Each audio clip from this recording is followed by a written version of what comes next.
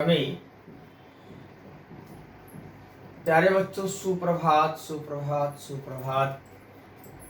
हम लोग कक्षा 9वीं गणित भाग 2 के अंतर्गत पाठ 3 त्रिभुज पढ़ रहे हैं और इस समय जो हमारा टॉपिक चल रहा है असमता, कोणों और भुजाओं की असमता संबंधी प्रमेय।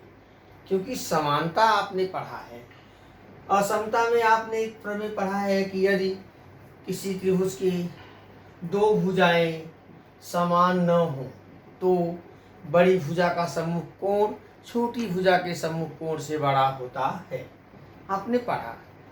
अब दूसरी प्रमेय आप आज देखेंगे कि यदि त्रिभुज के दो कोणों के माप असमान हो अर्थात समान न हो तो बड़े कोण की सम्मुख भुजा छोटे कोण की सम्मुख भुजा से बड़ी होती है। अब प्रश्न में क्या दिया है, क्या दत्त है, सारी बातें ध्यान दें। पहले एक त्रिभुज बनाएंगे ABC। आप देख सकते हैं कि देखने में आपको यह कोण और बड़ा है या छोटा है, अगर आप ध्यान से देखें तो देखने में मालूम होता है। तो हमारा क्या दत्त है, त्रिभुज ABC में कोण B बड़ा है कोण C से, कोण B बड़ा है कोण C से। यदि त्रिभुज के दो कोणों के माप असमान हो यानी बराबर न हो तो क्या करें, बड़े कोण की सम्मुख भुजा। देखिए अगर कोण B बड़ा है तो कोण B की सम्मुख भुजा है AC, साध्य AC। छोटे कोण की सम्मुख भुजा कोण C की सम्मुख भुजा AB से बड़ी होती है, अर्थात साध्य होगा AC बड़ा है AB से। उपपत्ति, एक चीज हम आपको बताएं, त्रिभुज की जो कोण है,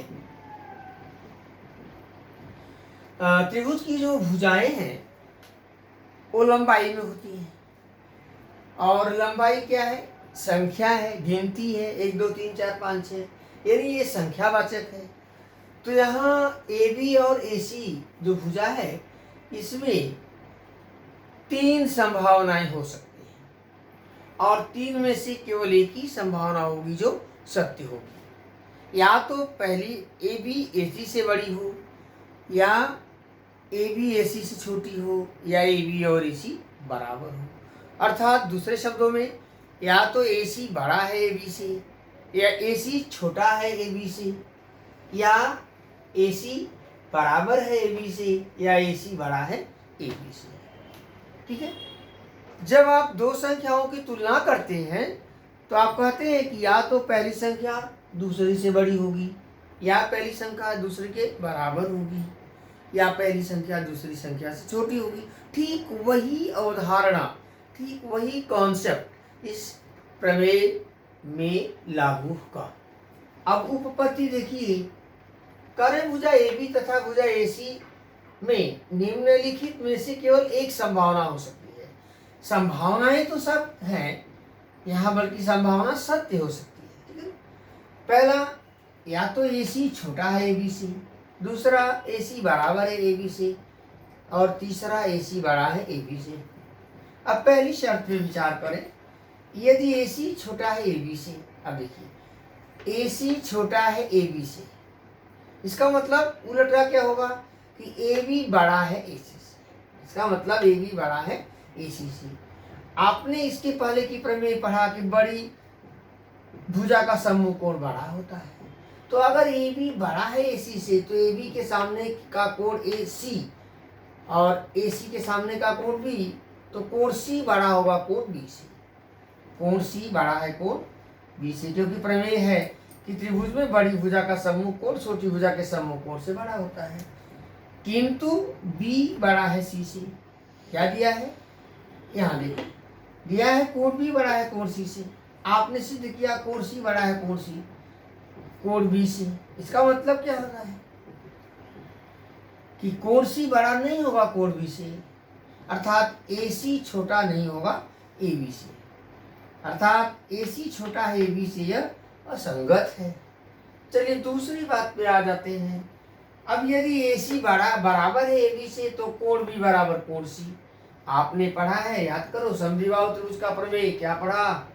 यदि किसी त्रिभुज की दो भुजाएं सर्वांग सम हो तो उन भुजाओं के सम्मुख कोण भी सर्वांग सम होते हैं।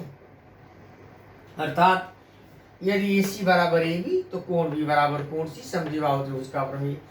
किंतु कोण भी बड़ा है कोण C से, याद रखिए, दत्त से दिया है। इसका मतलब कि कोण भी कोण C के बराबर नहीं हो सकता।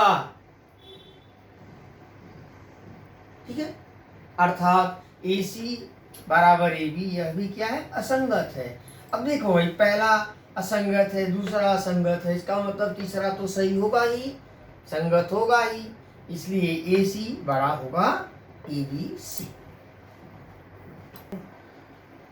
तो इस टॉपिक की आखिरी प्रमेय असंगता संबंधी, त्रिभुज की किन्हीं दो भुजाओं की लंबाइयों का योगफल तीसरी भुजा की लंबाई से अधिक होता है। देखो बच्चों ध्यान दो, त्रिभुज में कुल 3 भुजाएं होती हैं। तो ये कह रहे हैं कि त्रिभुज की किन्हीं भी दो भुजाओं की लंबाइयों का योगफल तीसरी भुजा की लंबाई से अधिक होता है। यहाँ हम आपको एक शब्द और बता दूं कि यदि यह कंडीशन नहीं है तो त्रिभुज आप बना नहीं सकते। आप कोई भी त्रिभुज 10, 20, 50 बना के देख लेना, उसमें कोई दो भुजा की लंबाइयों का योग तीसरी से अधिक होना ही होना है। अगर दो भुजाओं की लंबाइयों का योग तीसरी के बराबर हो जाए या उससे छोटा हो जाए तो त्रिभुज की रचना संभव नहीं है। यह बच्चे ध्यान में रखेंगे। चलिए, दत्त त्रिभुज ABC दिया गया त्रिभुज है, ABC कोई त्रिभुज है, साध्य। अब AB धन AC बड़ा होगा BC से, AB धन BC बड़ा है AC से, BC धन AC बड़ा होगा AB से। देखिए भाई, 3 कंडीशन है यहाँ लिखा है ना, किन्हीं दो, तो कोई भी दो भुजा हो सकती है ना तीसरी से बड़ी, इसलिए 3 शर्त हो गया साध्य का। रचना करें, किरण BA पर बिंदु D इस प्रकार लिया कि AD बराबर AC, DC को मिलाया या DC खींचा। जी, उपपत्ति, how to prove this theorem? तो इसे प्रूफ करने के लिए हम शुरुआत करते हैं त्रिभुज ACD से। तो त्रिभुज ACD में AC बराबर AD रचना से नंबर 1, आपने कहा ना कि यदि किसी त्रिभुज की दो भुजाएं सर्वांग सम हो तो उसे समद्विबाहु त्रिभुज कहते हैं। फिर आपने कहा समद्विबाहु त्रिभुज में आधार के कोण सर्वांग सम होते हैं, तो आधार का कोण B और C तो है, तो कोण C बराबर हो जाएगा कोण D, यानी कोण ACD बराबर कोण ADC। क्यों? या तो लिखो समद्विबाहु त्रिभुज का प्रमेय या सर्वांग सम भुजाओं के समूह कोण। अब देखो जरा, कोण BCD बड़ा है ACD से। बच्चे सब हमारे ध्यान दे भाई, यहाँ पे कोण BCD यानी यह कोण पूरा बड़ा है ACD से, यानी इस कोण से। ऐसा क्यों? क्योंकि बिंदु A कोण BCD के अंतर्भाग में है। बिंदु A कोण BCD के अंतर्भाग में है। ओके, इसलिए कोण BCD बड़ा होगा कोण ADC से। ऐसा क्यों? अभी तो हमने ACD लिखा था, अभी हमने ADC लिख दिया। हाँ, तो देखिए ना, समीकरण 2 में क्या है, ACD का मान किसके बराबर है? ADC की।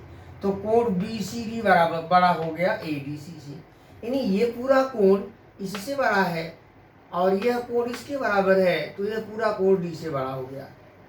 अब फिर ध्यान दो, कोण ADC को हम BDC कह सकते हैं, तो कोण BCD बड़ा होगा कोण BDC से। यहाँ 2 चीजें कारण में है। आप लिख सकते हैं BAD एक रेखीय है, या कोण ADC और BDC एक ही कोण के भिन्न नाम है। तो अब देखो ना, आपने कहा BCD बड़ा है BDC से, एक किस त्रिभुज के कोण है? किंतु ये त्रिभुज BCD के कोण है। तो आपने तो पढ़ा है कि यदि किसी त्रिभुज के दो कोण सर्वांग सम न हो तो बड़े कोण की समूह भुजा बड़ी होती है। तो चूंकि त्रिभुज BCD में कोण BCD बड़ा है कोण BDC से, अब BCD यह कोण इस कोण के सामने भुजा है BD, यह BD बड़ा होगा इस कोण के सामने की भुजा BC से। क्यों? क्योंकि मैंने कहा ना प्रमेय से। अब BD क्या है? एक रेखी है, तो BD का मतलब BA धन AD, BA धन AD बड़ा है BC से। अब AD यहाँ पे है, ठीक है, AD बराबर AC है, देख सकते हैं AD बराबर AC, तो AD की जगह क्या लिख देंगे? AC। तो BA धन AC बड़ा है BC से, कथन 1 से। तो आपका सिद्ध हो गया AB धन AC बड़ा है BC से। इसी प्रकार हम सिद्ध कर सकते हैं कि AB धन BC बड़ा होगा AC से और BC धन AC बड़ा होगा AB से।